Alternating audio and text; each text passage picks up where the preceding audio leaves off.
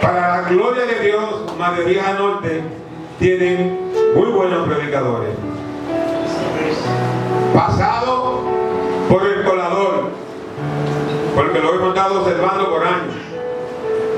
Y en esta iglesia hay muchos y buenos predicadores. Así que vamos a entrar en este programita.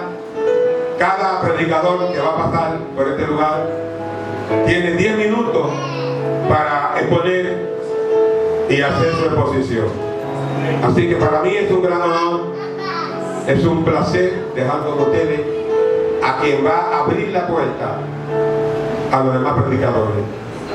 Con el número 1, nuestro hermano Johnny B. Démosle un fuerte aplauso.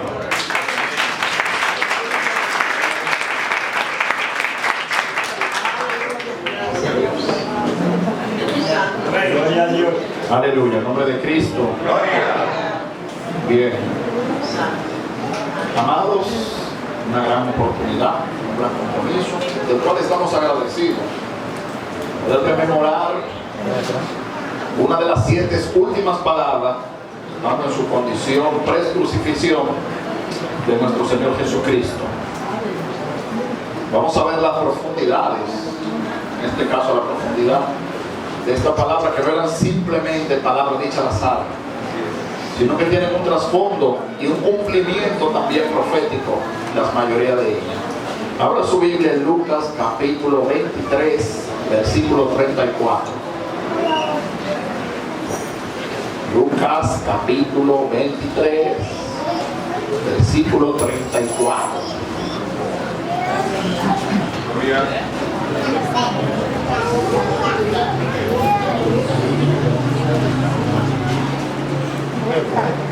San Lucas 23, versículo 34. Vemos el nombre de Jesús. Y Jesús decía: Padre, perdónalos, porque no saben lo que hacen. Y repartieron entre sí sus vestidos, echando suertes. ¿Puede sentarse, amados?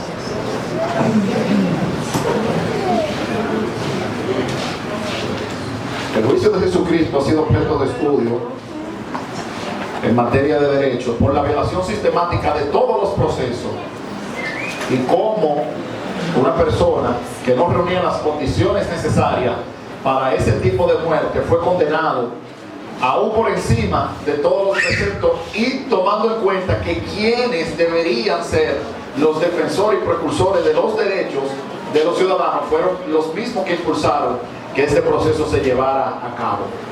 Apenas en 9 horas a Jesús se le conocieron 6 juicios, todo ello de manera violenta en cuanto al debido proceso se refiere. En primera instancia fue llevado ante Anás. Dentro de esos 6 juicios había 3 que eran eclesiásticos o religiosos, y 3 de parte del Imperio Romano.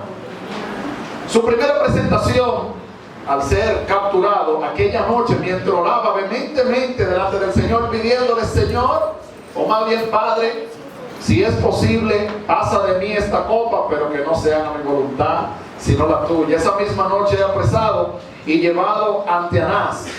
Jesús fue llevado primero ante Anás, una figura influyente en aquel tiempo, aunque no estaba ejerciendo directamente la profesión, pero por su poder mediático fue llevado allí para crear cierta pasión de legalidad, violentando también otro derecho. En la ley judía no estaba permitido que una persona fuese apresada durante una de las fiestas solemnes, y también que fuera apresado durante la noche. Primer juicio. Segundo juicio, fue llevado ante Caifás y el Sanedrín. ¿Qué era el Sanedrín? Era el máximo, el mayor poder eclesiástico. Era, vamos a suponer, en este tiempo como la Suprema Corte de Justicia en asuntos religiosos se refiere. Entonces, luego de ser llevado ante Anás, fue llevado ante Caifás y ante el Sanedrín. Posteriormente fue presentado ante Caifás y el Sanedrín. Aquí se le acusó de blasfemia por declararse hijo de Dios. Posteriormente en la mañana, para tratar de lavarle la cara a todo el desorden que habían hecho y la violentación de todo el proceso debido, fue nuevamente llevado ante el Sanedrín para justificar el apresamiento. Como le había dicho anterior, no era permitido que una persona fuera apresado durante la noche según las leyes judías. Y Jesús fue apresado durante la noche. A la mañana se llevó ante el Sanedrín para validar esta acción que violentaba totalmente el debido proceso. Cuarto juicio, fue llevado ante Poncio Pilato. Ese fue el primer juicio romano. Poncio Pilato, cuando fue llevado ante él, entonces cambiaron la acusación, porque primero fue acusado de declararse como hijo de Dios, prácticamente una blasfemia para los judíos. Pero en la parte política, cuando se llevó ante Poncio Pilato, entonces se le acusó de sedición. ¿Por qué el pueblo judío, a pesar de estar bajo el yugo romano, tenía cierta autonomía? En primera instancia, porque en varias ocasiones la generación de los Herodes había ayudado al César a conquistar cierta tierra y por tanto se le había concedido o se le había dado ciertas concepciones para que manejaran algunos asuntos internos, políticos y religiosos de la nación judía sin que necesariamente interviniera el Imperio Romano. Porque todos sabemos que esas naciones, cuando subyugaban un pueblo, este era representado por un poder del imperio que lo había subyugado. Pero en el caso de los judíos había cierta independencia. Ellos tenían su orden religiosa, podían tomar ciertas decisiones y ya ciertas decisiones trascendentales sí tenían que ser presentadas ante el Imperio Romano. Pero esto, como consecuencia de la ayuda que le habían presentado al César, se le había dado esas concepciones. Entonces, ¿qué se necesitaba en ese sentido? No una presentación del quebrantamiento de las leyes judías religiosas, sino algo político. Y por eso se cambia la versión cuando se presenta ante Poncio Pilato y se quita la declaración de hijo de Dios y se acusa como sedicioso. Eso era totalmente penalizado por el Imperio Romano, porque eso representaba una sublevación en contra del Imperio Romano y una conspiración para tumbar el reino. Imagínese usted, era prácticamente como en este tiempo que quiere quitar el presidente de un golpe de Estado.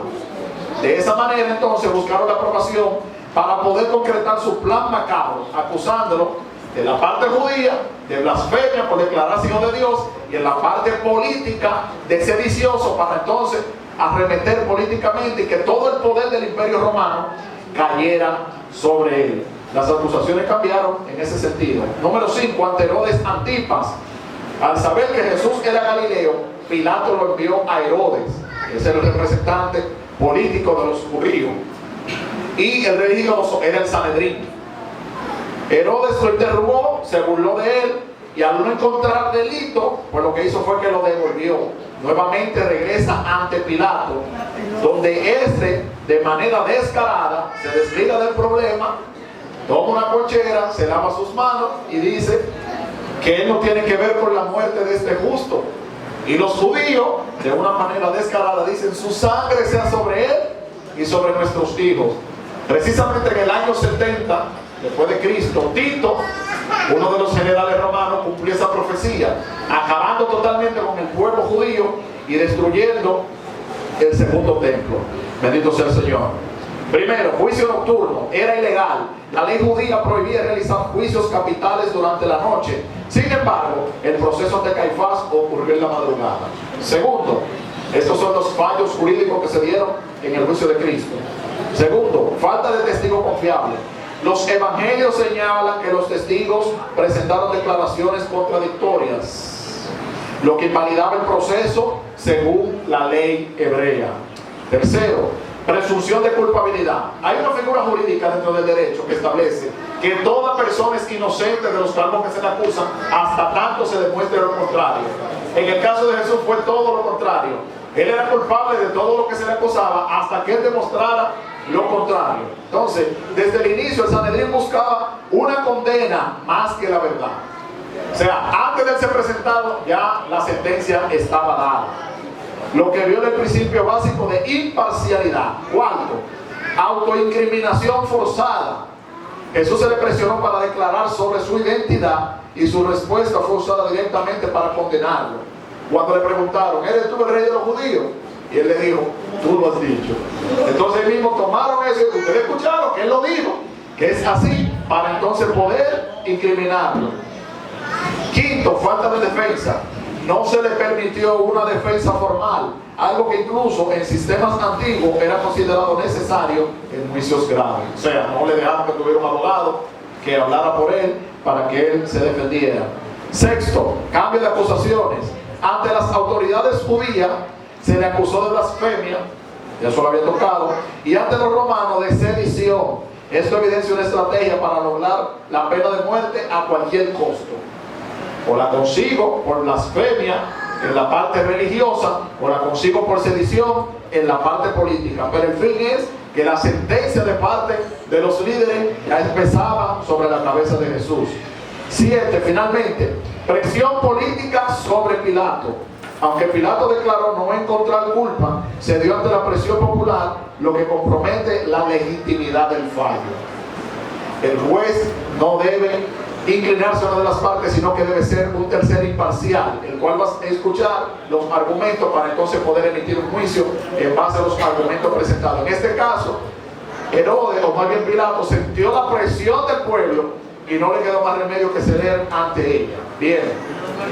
Luego de todo este vía cruz y de todo este proceso cargado de irregularidades, entonces caemos al punto principal de esto.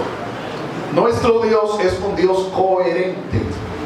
Durante todo el ministerio de Jesús levantó el estandarte contrario a lo que establecían las normas jurídicas y también las tradiciones del pueblo de Israel, porque estaba establecido el ojo por ojo y el diente por diente.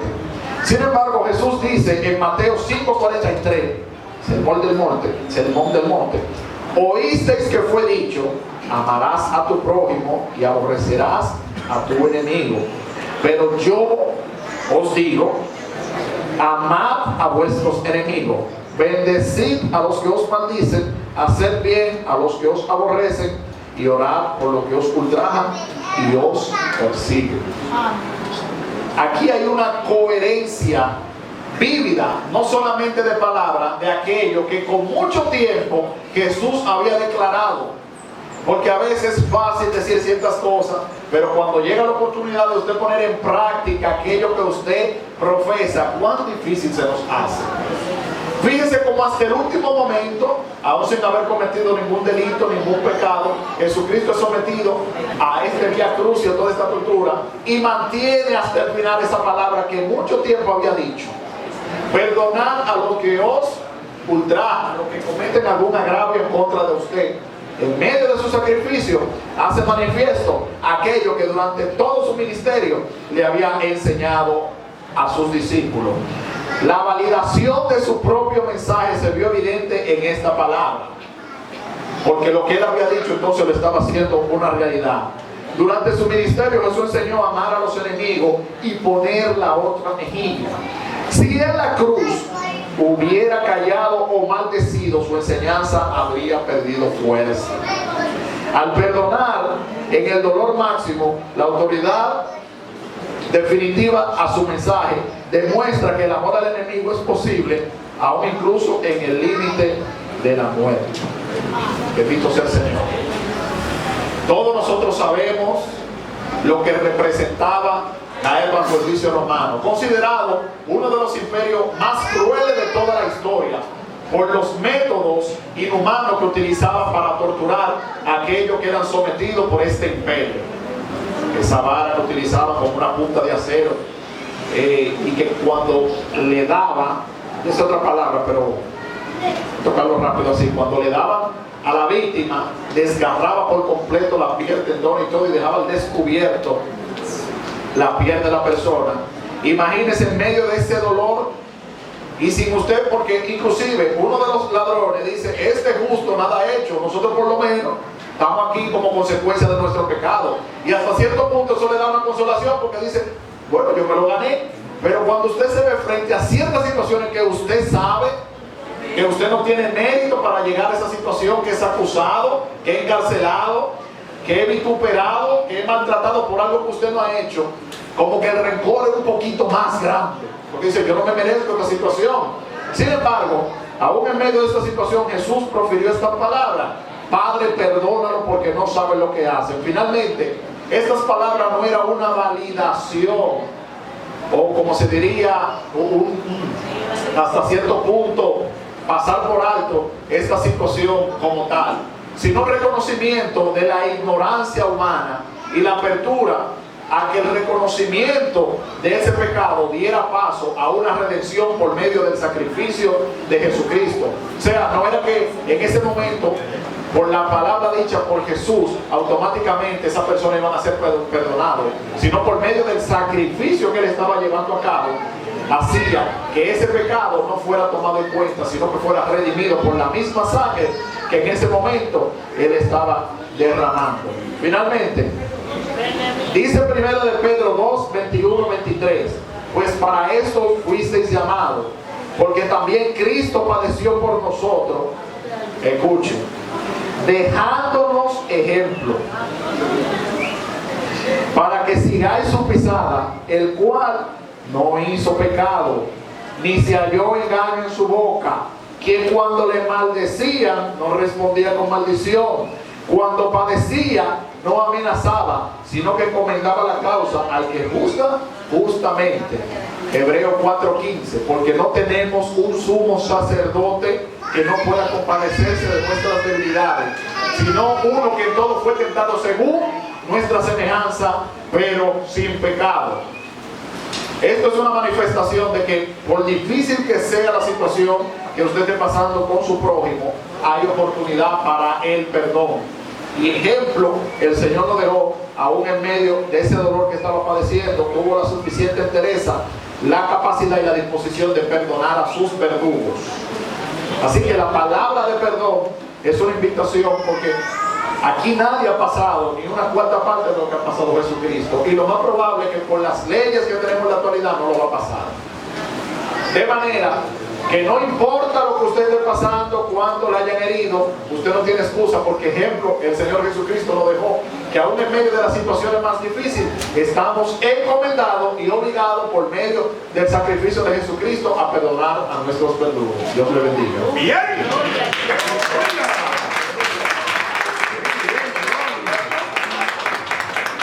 Padre, perdónalo porque no saben lo que hacen. El perdón se hace difícil muchas veces, pero podemos perdonar. ¿Cuántos pueden perdonar? Amén. ¿Cuántos pueden perdonar? Amén. Démosle un aplauso fuerte al Señor. Dios bendiga a nuestro hermano ponente en esta su oportunidad. Vamos a continuar con este maravilloso programa y de las 7 palabras últimas que Jesús dijo en la cruz del Calvario. Así que tenemos para esta segunda palabra a nuestro hermano Salvador Muñoz. Un fuerte aplauso para él. Aleluya. Déselo más fuerte, déselo con vida, porque es para el Señor. Aleluya, gloria a Dios. Bendito sea el nombre de Jesús. Nos gozamos en lo que Dios ha hecho y seguirá haciendo por nosotros. Amén. Dios bendiga de una manera especial a nuestro hermano Jody Ben. Que el Señor lo siga usando. Bendito sea el nombre de Jesús. Gloria a Dios. Le doy gracias al Señor por esta oportunidad y luego a mis pastores. Aleluya, por tomarme en cuenta. Toda la gloria y la honra es de Dios. Bendito sea el nombre de Jesús. Amén. Así que abran sus Biblias en el mismo libro de Lucas.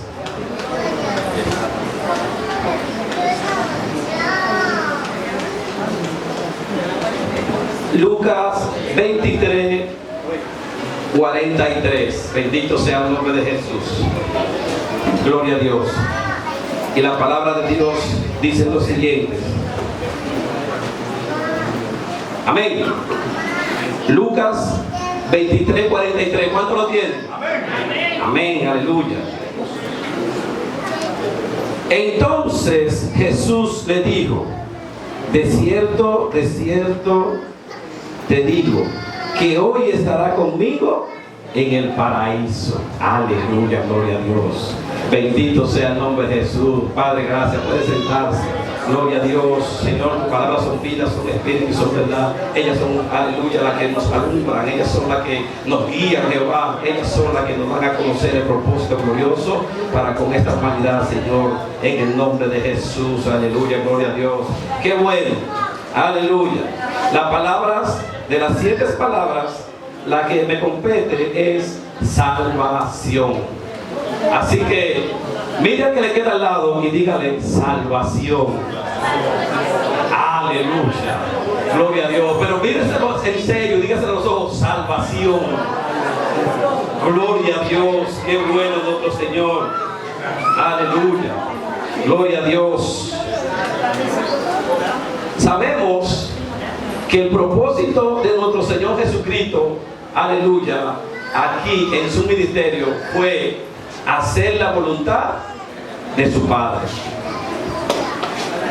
¿Cuál fue el propósito de Cristo? Hacer la voluntad de su Padre. Y Él dijo, yo he venido a buscar y a salvar los que se habían perdido. Bendito sea el nombre de Jesús. Salvación. ¿Cómo podemos definir la salvación? Bendito sea el nombre de Dios. Aleluya, gloria a Jesús.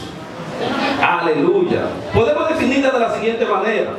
La salvación es la liberación de un peligro o daño que está o de un estado negativo. Bendito sea el nombre de Jesús. En sus términos religiosos también podríamos decirlo, que es la liberación del pecado y de sus consecuencias. Aleluya. Todos merecíamos el castigo. Todos merecíamos, aleluya, porque todos nos desviamos a una y todos, aleluya, nos olvidamos de Dios. Pero Dios en su amor y en su misericordia, gloria a Jesús, envió a su Hijo unigénito para que todo aquel que en Él crea no se pierda, mas tenga vida eterna, salvación, gloria a Dios. Bendito sea el nombre de Jesús. Gloria a Jesús. Aleluya. Y aquí en el texto, gloria a Jesús, de Lucas 23:43, podemos sacar algunos puntos. Aleluya. Conforme a mensajes que Jesús, aleluya, transmitió en ese momento cuando estaban aquellos dos malhechores crucificados, uno a la derecha y otro a la izquierda. Bendito sea el nombre de Jesús. Aleluya, gloria a Dios. Este momento, aleluya, fue un momento muy crucial, gloria a Dios, en el cumplimiento del propósito del plan del Señor para con la humanidad. Gloria a Jesús. ¿Y qué podemos decir? Punto número 1. La salvación es inmediata. La salvación es inmediata. Bendito sea el nombre de Jesús. Por eso es que en el momento que usted cree, es salvo. Bendito sea el nombre de Jesús. Si no, de lo contrario, ¿cómo se salvan aquellos que ya a última hora confiesan a Cristo? Mi alma adora la gloria de Dios. La salvación es inmediata. No depende de ritos ni futuros, ni de un proceso de purificación tras la muerte. Ocurre en el instante de la fe. Wow, bendito sea el nombre de Jesús. Por eso fue que uno de ellos fue salvo. Porque en ese uno de ellos, aleluya, y murió al Señor y le dijo, pero si tú eres hijo de Dios, sálvate y sálvame a mí. Pero el otro, reconociendo su pecado, reconociendo que era culpable, le dijo, pero tú no te dueles, que nosotros estamos aquí por justo castigo, pero este justo nada ha hecho. Y le dijo, Señor, acuérdate de mí cuando estés en tu reino. Y Jesús le dijo, de cierto te digo que hoy mismo estará conmigo en el paraíso. Wow, gloria a Dios. Bendito sea el nombre de Jesús. Segundo punto, la certeza de la salvación. La certeza. Él le dijo, de cierto te digo. Gloria a Jesús. Aleluya. Se apoya en la autoridad de Cristo, no en una esperanza vaga, sino en la característica basada en la palabra de quien lo dijo. Cristo Jesús. Él no miente. Aleluya. Bendito sea el nombre de Jesús. En la autoridad de quien lo dijo. Esa esperanza. Allí tenemos nosotros marcada nuestra fe. Aleluya. En el que no miente y en el que todo lo puede. Y al nombre de Cristo. Y a su nombre. Tercer punto. Bendito sea el nombre de Jesús. Podemos ver. Aleluya. Dice la esencia de la salvación. Esa esencia gloriosa. Bendito sea el nombre de Jesús. Y dice lo siguiente. La salvación es relacional. Más que un lugar físico, como dijo en el cielo. Más que en un lugar físico, en el cielo consiste en la comunión ininterrumpida con la presencia de Dios. comunión. Por eso es que tenemos la necesidad de orar siempre, hermanos. Es una relación entre nuestro Señor y nosotros. La salvación es individual. Bendito sea el nombre de Jesús. Pero la esencia está ahí. Aleluya. En que usted se mantenga conectado a su presencia. Aleluya. Que usted se mantenga conectado a su presencia. Den un aplauso al Señor. Bendito sea el Señor. Gloria a Dios. Aleluya. Bendito sea el nombre de Jesús. Cuarto punto. Bendito sea el nombre de Jesús. Podemos decir que está el destino de la salvación. Bendito sea el nombre de Jesús. Todos sabemos cuál es nuestro destino al final, ¿verdad que sí? Estar en su presencia un día en el reino de los cielos. Él ha prometido un reino glorioso. El destino de la salvación representa la restauración total. Se refiere al retorno al estado de paz y comunión perfecta que se había perdido en el Edén, ahora recuperada por el sacrificio de nuestro Señor Jesucristo en la cruz del Calvario. Aleluya, gloria a Dios. Oigan eso. Aleluya. Lo que se había perdido en el principio, Dios en su misericordia y a través de su Hijo amado, nos devuelve esa restauración perfecta para estar un día en su presencia. Bendito sea el nombre de Jesús. Ahora la recuperamos en ese glorioso sacrificio que hizo nuestro Señor Jesucristo en la cruz del Calvario. Aleluya. Por eso dice la palabra: si escuchare hoy su voz, aleluya, no endurezcáis vuestro corazón, porque el día de salvación es ahora. Sigamos adelante anunciando esa salvación, porque Cristo viene pronto. Dios le bendiga y Dios le guarde.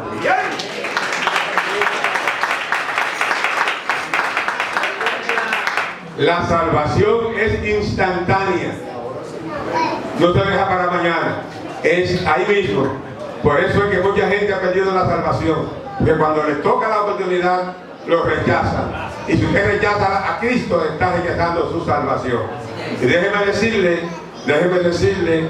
no hay cosa más bella que usted pensar en que usted va a vivir para toda una eternidad.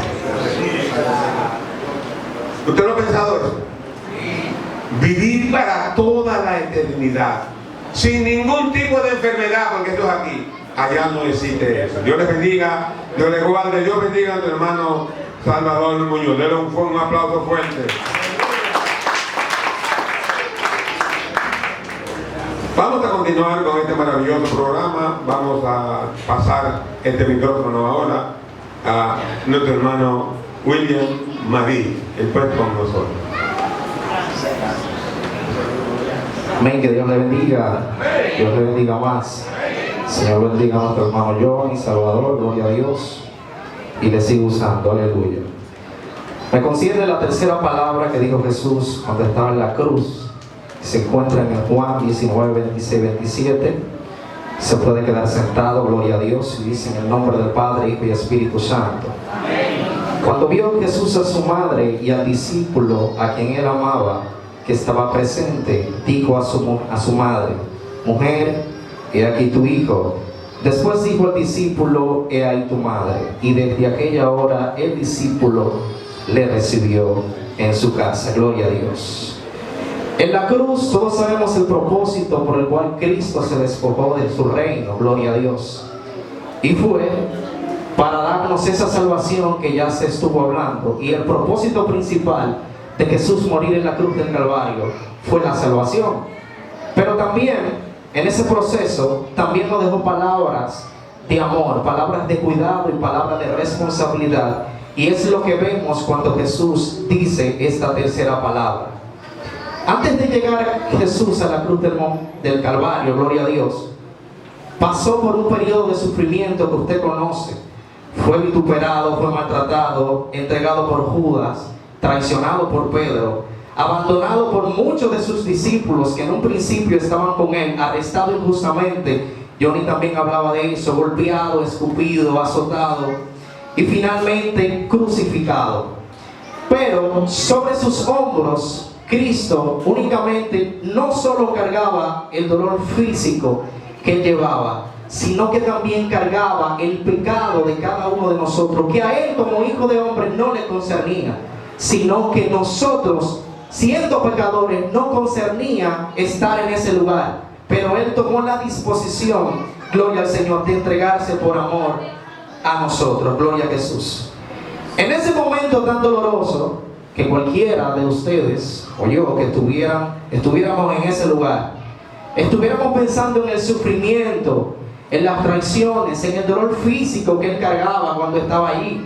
Pero sin embargo, Jesús en ese momento no estaba concentrado únicamente en su sufrimiento, en lo que él sentía físicamente, sino que él levanta su mirada y ve a su madre que estaba allí. También ve a Juan, el discípulo amado, quien nunca lo dejó. Y desde la cruz pronuncia una palabra que revela directamente el corazón de Cristo. Mujer, he aquí tu hijo, he ahí tu madre. Eso nos enseña que aún Jesús pasando por el dolor físico que él tenía, Jesús seguía amando, seguía cuidando y pensando en los demás. En la historia y este proceso, en el contexto de la historia, María no estaba en cualquier lugar. Dice la palabra que ella se encontraba en el pie de la cruz. La mujer que lo cargó en sus brazos, que lo tuvo durante su vientre durante 9 meses, que lo educó, que lo inculcó, está viendo ahora a su hijo herido, maltratado, al borde de la muerte, clavado y agonizando. Es algo cruel ver a una madre viendo a su hijo en aquel momento, gloria al Señor. Sin embargo, cuando Jesús, gloria al Señor, ve a María, le dice a Juan, he aquí tu madre, diciéndola, recíbela, porque ya yo me voy de esta tierra. Aún atravesando en el momento más duro que Jesús estaba pasando, no ignoró el dolor de su madre, sino que le prestó atención. Además, a Juan le dice que fue, como le había dicho anteriormente, el que permaneció con él, que muchos se fueron, pero sin embargo Juan se quedó. Y desde la cruz Jesús une a María y a Juan en una relación de cuidado y responsabilidad. Y eso nos deja algunos puntos a tratar. Y es, como primer principio, que el amor verdadero piensa en otros aún en medio del dolor. Jesús estaba sufriendo. Jesús estaba pasando por un momento difícil. Tenía clavos en sus manos, clavos en sus pies. Su piel estaba desgarrada debido a los azotes que había pasado. Su sangre estaba siendo derramada. Sin embargo, su dolor no se encerró en sí mismo, sino que él pensó en el sufrimiento de María. Y esto es impactante porque muchas veces, cuando nosotros estamos pasando un sufrimiento, estamos pasando momentos difíciles, muchas veces esto nos convierte a volvernos gente fría, dura, indiferente. Pero en Jesús podemos ver lo contrario. El dolor nunca apagó su amor, sino que demostró lo que realmente Él era. Él demostró que el verdadero amor no solo se demuestra cuando todo está bien, cuando tenemos algo, cuando tenemos riqueza, cuando no estamos pasando por situaciones, cuando todo está bien en nuestra vida. El verdadero amor no se revela únicamente allí. El verdadero amor se revela aun cuando en medio de nuestra propia carga, de nuestro sufrimiento, nosotros pensamos en los demás y tenemos el corazón de ver la necesidad del otro. Jesús en ese momento pudo haberse quedado en silencio, pudo haberse concentrado simplemente en su agonía y en su sufrimiento, pero no fue así. Porque Jesús en ese momento también vio el sufrimiento de su madre, lo que María estaba pasando. Y eso nos deja como enseñanza que habemos personas que en nuestro dolor nos olvidamos de los demás, porque nos centramos únicamente en la situación que vivimos. Pero Cristo nos enseñó en ese momento que aún en tiempos difíciles no debemos perder la sensibilidad espiritual, ni la capacidad de amar al otro en su momento de necesidad, sino que en medio de nuestra situación también debemos ver la necesidad del otro. Gloria al Señor. Como segundo principio, el amor de Cristo no solo siente, también cuida. Jesús no solamente sintió compasión por María al verla sufriendo, sino que tomó una decisión concreta para el bienestar. Jesús sabía que ese era su final, muerte terrenal, aunque sabemos que después del tercer día Él iba a resucitar, pero no iba a permanecer en la tierra. Y le dijo a Juan, y le dijo a María: he aquí tu hijo, y a Juan: he aquí tu madre. Con esta palabra Jesús estaba dejando establecida una responsabilidad hacia Juan. Estaba asegurando el cuidado de su madre aún después de su partida. En otra palabra, Jesús nos está enseñando aquí que el amor no es únicamente esa emoción o decir que yo te amo. El amor también es compromiso. Hay mucha gente que habla de amor, que canta de amor, que promete amor, pero el amor bíblico, lo que expresó Jesús y lo que vemos en la Biblia, no únicamente se expresa con palabras bonitas. El amor es accionar, el amor se demuestra con hecho, con cuidado, con entrega, con responsabilidad. En ese momento Jesús estaba resolviendo el problema eterno del hombre en la cruz, pero también atendió a una necesidad humana y familiar. Eso revela que para Dios sí importan nuestras relaciones familiares, sociales, importan. Nuestra casa, nuestras familias importan. Y lo que Él nos deja dicho aquí es que amar no es únicamente decir te amo. Amar es cuidar, amar es estar en los tiempos difíciles, amar es asumir responsabilidad, y amar no es abandonar a quien Dios puso cerca de ti. Tercer principio, Jesús nos dejó un ejemplo de honra y responsabilidad familiar. Este pasaje que acabamos de leer también revela algo hermoso. Jesús honra a su madre aún en medio de la cruz. No la olvida, no la deja desamparada, no se desentiende de ella. Eso nos habla del carácter de Cristo, que aún en su hora final Él sigue siendo ordenado, sigue siendo sensible, sigue siendo responsable. Jesús nos enseña, es una enseñanza silenciosa pero poderosa. La espiritualidad verdadera no nos desconecta de nuestras responsabilidades humanas. El que yo sea espiritual no desconecta de que yo tengo responsabilidades, de que yo tengo que cumplir con mi familia. Al contrario, nos hace consciente de ellas, de que debemos seguirla. A veces la gente quiere servir, quiere predicar, quiere ministrar, quiere hablar de Dios fuera de tiempo y en su tiempo ocupado, pero se olvida de su casa, se olvida de su familia, se olvida de sus deberes, se olvida de los suyos. Y esa no fue la enseñanza que Jesús dejó en ese momento. Jesús demuestra que una vida verdaderamente espiritual refleja en cómo cuidamos a lo que Dios nos puso a nuestros lados. Y esa es su familia, ese es su hijo, ese es su esposo, esa es su esposa, esa es su madre.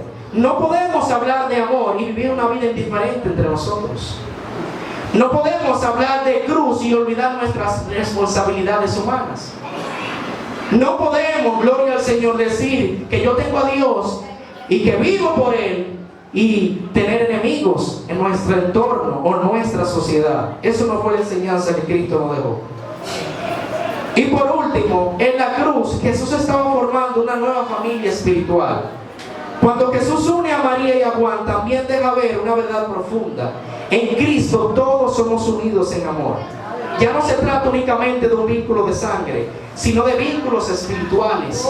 Juan recibe a María en su casa y desde ese momento nace una relación marcada entre Juan y María, de cuidado, de amor y de responsabilidad. La cruz no solo trajo perdón, la cruz trajo una nueva comunidad. La cruz no solo salva a individuos, también forma familias espirituales. Eso es importante para nosotros como iglesia, porque nosotros no estamos llamados a vivir aislados ni separados, sino a cuidarnos, a sostenernos y a acompañarnos unos a otros.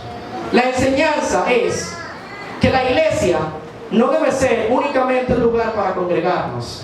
La iglesia debe ser una familia donde todos nos cuidamos, donde el que sufre no está solo, donde el que llora encuentra consuelo, donde el amor no es teoría, sino práctica, donde, gloria al Señor, todos debemos estar en el momento difícil de nuestro hermano. La enseñanza es esta: el amor verdadero no abandona, el amor verdadero cuida hasta el final. Jesús, aún en su hora más oscura, siguió amando. Aún clavado en la cruz, siguió cuidando. Aún con dolor en su cuerpo, siguió pensando en otros. Y ese es el mensaje de hoy. Si de verdad nosotros hemos conocido a Cristo, si de verdad nosotros decimos que somos seguidores de Él, debemos aprender a amar como Él amó.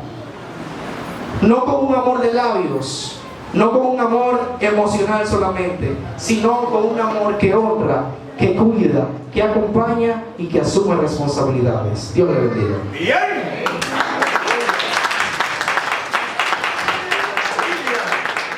La cruz, la pena máxima del pueblo romano. Ellos fueron los que formaron este asunto para crucificar y matar. Dios bendiga a mi hermano William Marín por su exposición. Denle un aplauso al Señor fuerte. Hijo, he ahí tu madre, madre, he ahí tu hijo. Maravillosa la exposición. Vamos a continuar en esta hermosa mañana y vamos a permitirnos a nuestro hermano el Wellington Peguero. Él tiene pues la oportunidad de poner esta palabra. Denle un fuerte aplauso al Señor. Y a su nombre y al de Cristo. Pide otra palabra al Señor, por favor. Porque Él está aquí. Amén. Ciertamente dando gracias al pastor, la iglesia, y dando bendición sobre los que me precedieron y los que vienen después. También saludando rápidamente a los que nos van a ver, ¿verdad? En las plataformas digitales de la iglesia. Ese público fiel que está domingo tras domingo observándonos desde su casa, su trabajo y demás lugares. Amén. Vamos rápidamente a entrar en la cuarta palabra que se encuentra en San Mateo 27:46. Se pueden quedar sentados. Por ser palabra de Dios, se lee en el nombre del Padre, Hijo y Espíritu Santo. Amén. Amén. Dicen así. Cerca de la hora novena, Jesús clamó a gran voz diciendo: Elí, Elí, lama sabactani. Esto es: Dios mío, ¿por qué me has desamparado? Gracias, Jesús, por tu palabra. Y sea usted bendiciendo y permitiendo que se cumpla en cada uno de nosotros. Amén.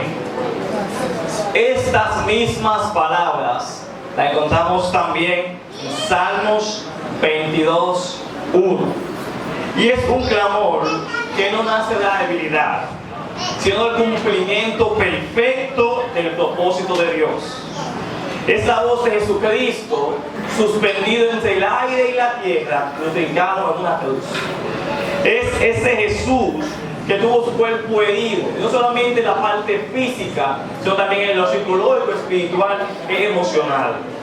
Jesús ya había sido traicionado, había sido rechazado, golpeado, y qué fuerte ahora, estaba siendo abandonado por Dios. Yo digo que la experiencia más difícil o más compleja que puede tener un ser humano es sentirse alejado de su Creador, alejado de Dios. Pero hay algo muy impactante en este versículo y quiero dividirlo en dos rápidamente. La primera parte donde dice: Dios mío, y finalmente esa es la pregunta que muchos nos hemos hecho. Dios mío, wow. En medio del dolor, en medio del abandono, Él sigue diciendo: Dios mío. ¿Qué significa esto? Que sí que había dolor, pero que nunca hubo una ruptura de identidad. Que sí que hubo angustia, pero que nunca hubo una pérdida de fe. Esto es un mensaje poderoso para cada uno de nosotros. De aunque se ponga difícil la noche, aunque esté oscura, sigamos diciendo: Dios mío, porque Dios es de usted. Que no importa lo que estemos pasando, no importa lo que esté sucediendo, Dios, nuestro Dios, tu Dios, mi Dios, está ahí. Decíamos en clases pasadas que Dios permitió que Daniel caiga en el foso de los leones, pero nunca dejó de mandar su ángel para que estuviese con él. Asimismo, Jesús, allá arriba clavado en la cruz, sabía que tenía el peso del pecado, pero que Dios estaba ahí.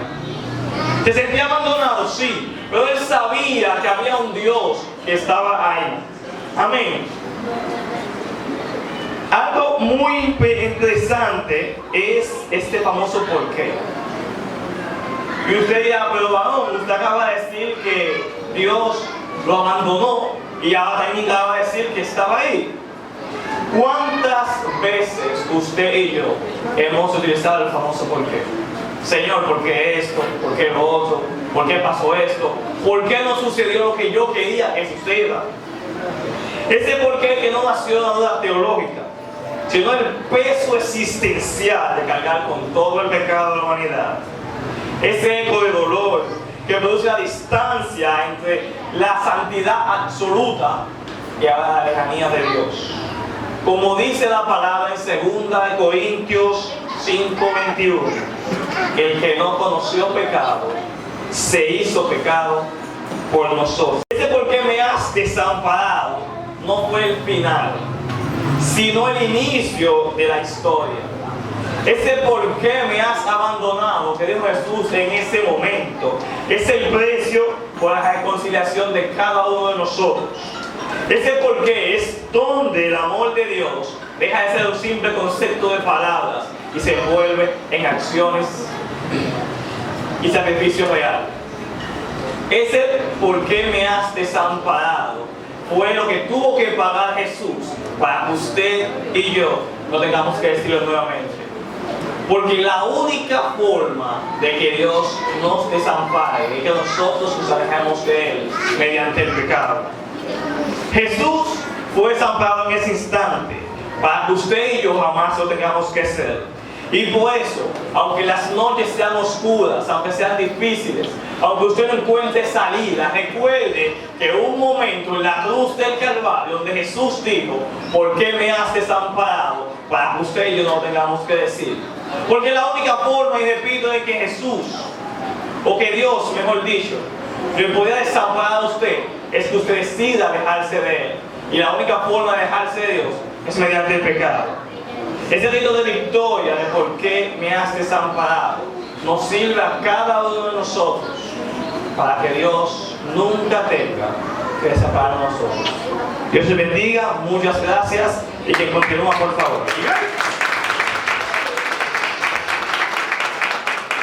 A tu nombre. Vamos a continuar. Dios bendiga a nuestro hermano Wellington Peguero, el más pequeño de mi casa. Vamos a continuar. ¿Cuántos están gozando? Amén. Porque esto es una escuela. Amén. Quizá ustedes no tenían en mente todo lo que se ha dicho aquí hoy. Y usted está aprendiendo. ¿Cuántos están aprendiendo? Amén. Qué bueno, qué bueno. Así que vamos a continuar en esta hermosa mañana ya. Y vamos a dejar con todos nosotros a nuestro hermano José Félix. Un aplauso para el mío fuerte.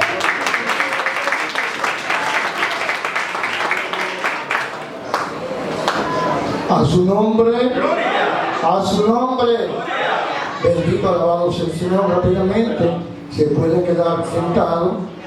Voy a compartir en Juan 19, 28, la quinta palabra, y dice así: en el nombre de los tres grandes, Padre, Hijo y Espíritu Santo.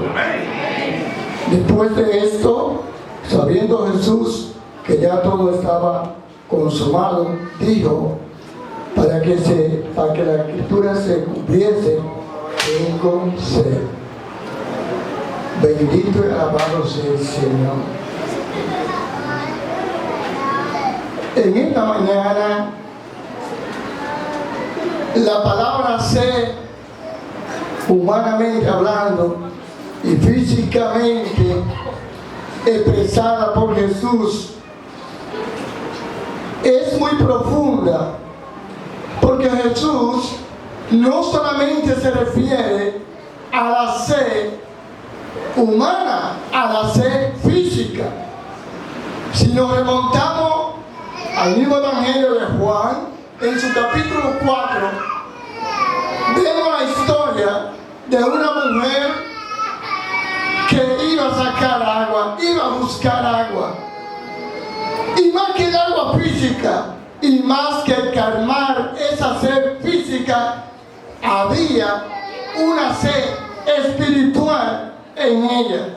Y esa sed esa sed espiritual fue la que Jesús le llevó a esa mujer samaritana que andaba, que todo era una mujer prácticamente maltratada, menospreciada por su situación de vida.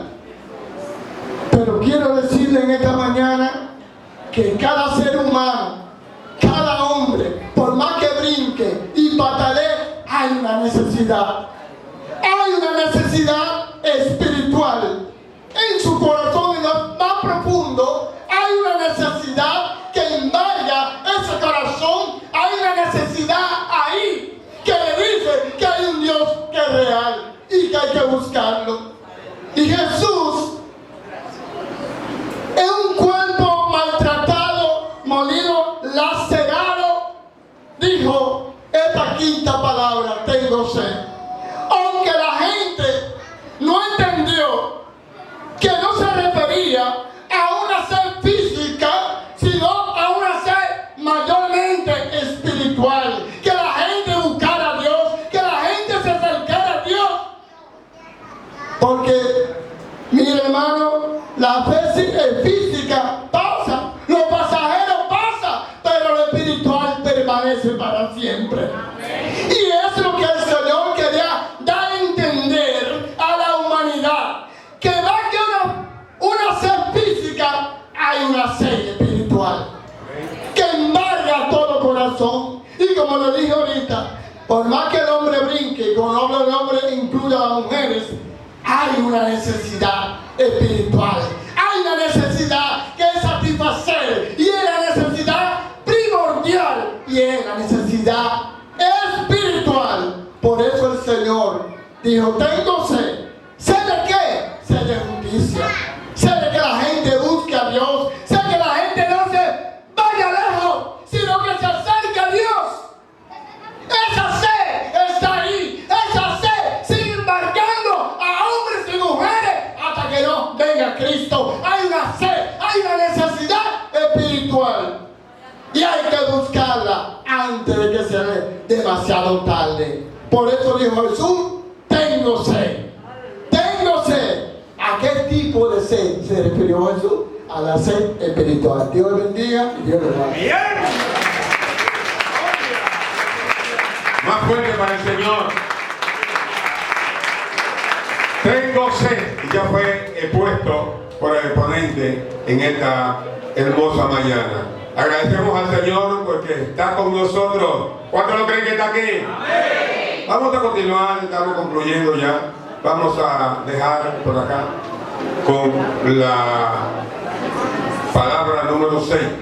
Nuestro hermano Julio Uribe. Fuerte aplauso para él.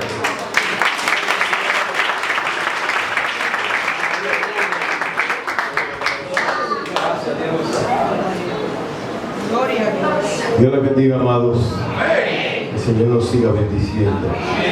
Vamos de inmediato a leer en Juan capítulo 19, verso 30. Se pueden quedar sentados, como han dicho mis compañeros en este momento. Aleluya. Gracias a Dios. Gloria al Señor. Gloria al Señor. Amén. Gloria a Dios. Me siento honrado de estar participando junto a este elenco, a este roster, a este staff de hombres que hablan de algo tan solemne y tan grande como esto que estamos tratando en este momento. Bendito sea el nombre del Señor. Y la palabra que me toca a mí le llaman palabra de triunfo. Y la palabra es la siguiente: consumado es. Consumado es. La palabra de Dios emplea, parece que los que escribían la palabra de Dios rebuscaban las palabras más eficaces, la palabra más apropiada para nombrar las cosas según lo que se estuviera tratando. porque la palabra consumado es una palabra especial, una palabra precisa para un momento tan grande. Consumado es. Bendito sea el nombre del Señor. La gente que hace películas usan un elemento que le llaman guión. Es un elemento gráfico donde está plasmado todo lo que va a pasar en esa película. Y a veces uno ve como que parece un guión de una película. Pero, hermano, no es una película. Si pudiéramos retroceder en el tiempo, caeríamos en ese momento dantesco, terrible, pero que era necesario. Esto no fue plan de hombre, esto fue un plan de Dios, del Padre. Por eso estamos claros del amor que tiene el Padre, porque cualquiera dice, no, esto fue creado por alguien. No, todo este proceso fue creado por Dios para darnos a nosotros la salvación de nuestra alma. No había otro método. El método más extremo fue todo este sacrificio, todo este proceso de nuestro Señor Jesucristo. Y algo que se destaca es lo siguiente: todo lo que he confrontado con Cristo cambia. Todo lo que he confrontado con Cristo cambia, no importa lo que sea. Entre otras cosas, la muerte. El monstruo más terrible que ha sobrevenido sobre la humanidad por causa del pecado es la muerte. Salomón dijo, fuerte como la muerte es el amor. O sea, la muerte. Y dice, contra tal guerra no hay arreglo, no hay victoria contra tal muerte. Ahora, la muerte fue así hasta que se encontró con Cristo Jesús, y a su nombre. Porque aún en medio de esta solemnidad se puede alabar al Señor. Bendito sea el Señor. Hermano, ya ustedes han escuchado a los demás predicadores cómo han ido cayendo el proceso. Dolor, sufrimiento, tortura, todo lo más terrible que puede pasar a un ser humano ya lo había pasado. Ya Cristo estaba en el proceso, paso a paso, como cuando uno está logrando algo, una meta, y ya pasó uno, ya pasó lo otro, ya pasó lo otro, y en ese momento se acercaba el momento final. Mi alma alaba al Señor. Y Cristo le dijo, dice que él tenía sed, como dijo nuestro hermano anteriormente, y la multitud aprovechó para, en vez de darle agua, dice la palabra que le dieron vinagre. Según analistas dicen que eso era un vinagre muy horrible. Era algo, dice que él dijo, cuando le dieron el vinagre, como que él lo probó, eso era un momento dramático, un momento, hermano, tremendo. Pero hay algo que hay que tomar en cuenta, que yo he notado que Cristo no desperdiciaba ni una oportunidad en ningún momento de su vida. Cristo tenía unas prioridades que no la desperdiciaba momentos, porque en ese momento cualquiera se le escapaba algo. No, él estaba enfocado en hacer lo que el Padre quería para que esa salvación tan grande fuera un hecho. Y la Biblia dice que habiendo probado el vinagre, dijo, consumado es. Y ahí mismo inclinó su cabeza y murió. Entregó su vida.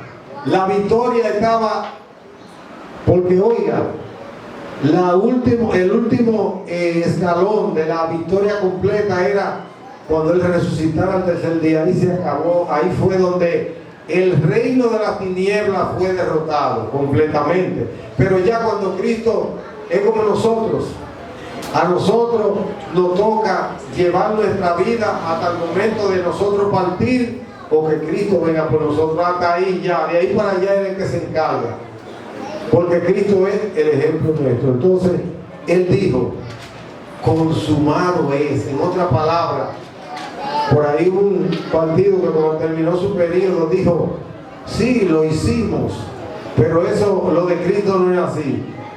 Cristo dijo, consumado, realizado, Padre, lo he hecho para la gloria de Dios. Consumado es. Bendito sea el nombre del Señor. Que Dios nos bendiga, amados hermanos.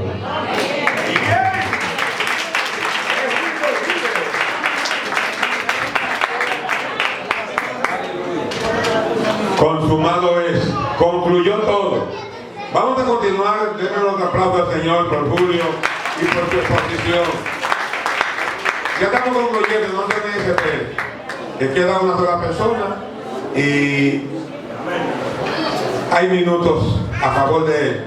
Así que en esta hora vamos a dejar con nosotros la última palabra, la palabra número 7, y es con nuestro hermano Domingo Diferente. Démosle un aplauso. Gloria al Señor, a su nombre, al nombre de Cristo. A Él sea toda honra, toda gloria. Bendito sea el Señor. Así que damos gracias al Señor por su misericordia, a nuestros pastores. Bendito sea el Señor. Dios bendiga a la iglesia, bendiga a cada hermano que ha pasado por este lugar. Bendito sea el Señor. Los cuales han tenido esta maravillosa exposición. Gloria al Señor. Estas no son palabras cualquiera, hermano. Son palabras del proceso de nuestro Señor Jesucristo. Bendito sea el Señor, el cual pasó allí en la cruz. Bendito sea el Señor, por el amor que tiene por usted y por mí. Bendito sea el Señor. Aleluya. Así es que a mí me toca la 7ª palabra. Bendito sea el Señor. Esta palabra no se da al azar, sino se sortea, y al que le toque, gloria al Señor, pues le toca esa parte. Así que Dios bendiga a los hermanos que ya pasaron. Bendito sea el Señor. A usted le invito a escuchar, gloria al Señor, ahí en Lucas 23:46, la última palabra que dijo nuestro Señor Jesucristo, aún estando vivo.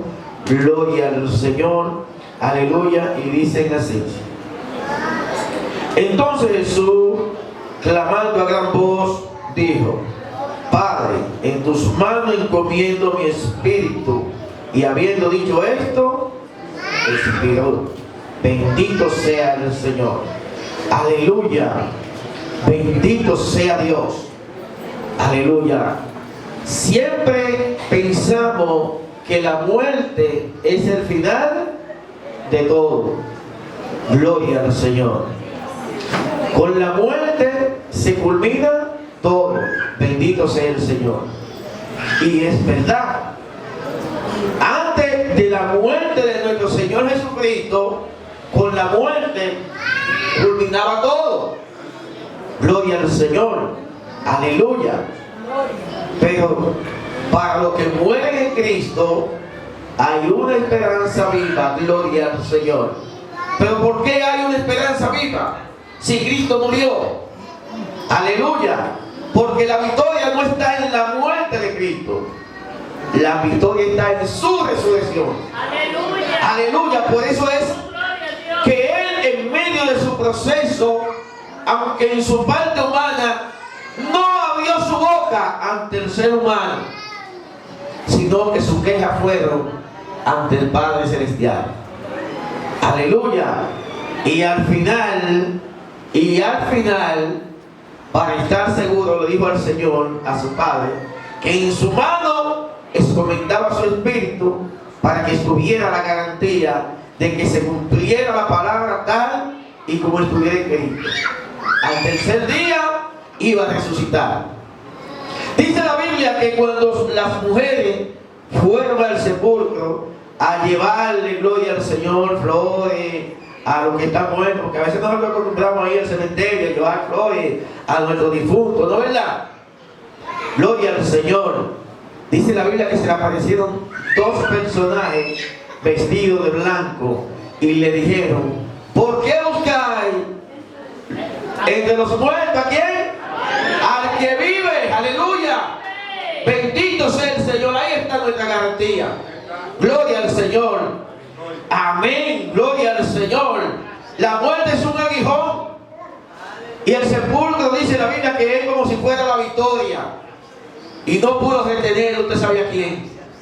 Bendito sea el Señor. Tenemos una garantía de aquel que murió por nuestro pecado. Gloria al Señor. Resucitó. Por eso tenemos esperanza de que un día, al sonido de la trompeta, gloria al Señor, seremos levantados. No vivimos como que los que no tienen esperanza, sino que creemos y confiamos. ¿Cuántos le temen a la muerte? Levánteme la mano los que le temen a la muerte. Ninguno le teme a la muerte. Yo le temo a la muerte, gloria al Señor. Eso es algo natural en el ser humano. La muerte física todo hombre le teme. Gloria al Señor. Pero usted sabe que nos mantiene confiado, que a pesar de la muerte hay una esperanza de alguien que un día resucitó y nos va a resucitar. Usted dice, se queda callado, pues si yo le digo, ¿quién se quiere morir ahora mismo? Nadie se quiere ir. Entonces, ¿por qué no quiere ir? Porque le teme a la muerte, hermano. Y es de temerle. Dios no creó un hombre para que muriese, sino para que viviera eternamente. El hombre desobedeció, pero hubo una solución, y fue el sacrificio de nuestro Señor Jesucristo. No está allí en un madero crucificado como muchos lo tienen, en un madero lo crucifican el viernes, el sábado lo sepultan y hoy resucita. No, el de nosotros resucitó hace mucho tiempo, 2000 años, gloria al Señor, con evidencia, ya no muere más. Bendito sea el Señor. Ahí está nuestra vida garantizada. Ahí está nuestra resurrección garantizada, gloria al Señor. La Biblia dice que morir en Cristo es ganancia, gloria a Dios. Aleluya. Hay una esperanza viva, hermano. Hay una esperanza viva, gloria al Señor, aleluya. Porque no creemos en un Cristo de madera.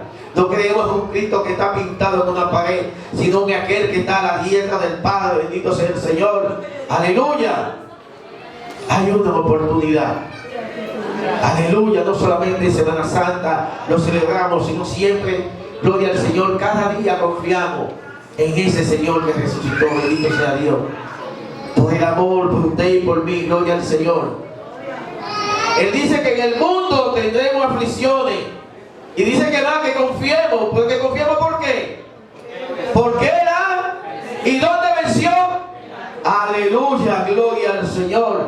Bendito sea el Señor. Ahí está nuestra garantía, en la resurrección de nuestro Señor Jesucristo. Por eso Él le dijo a su Padre: bendito sea el Señor, Padre, en tu mano encomiendo mi espíritu. Bendito sea el Señor. Dios le guarde, Dios le bendiga. Gloria al Señor.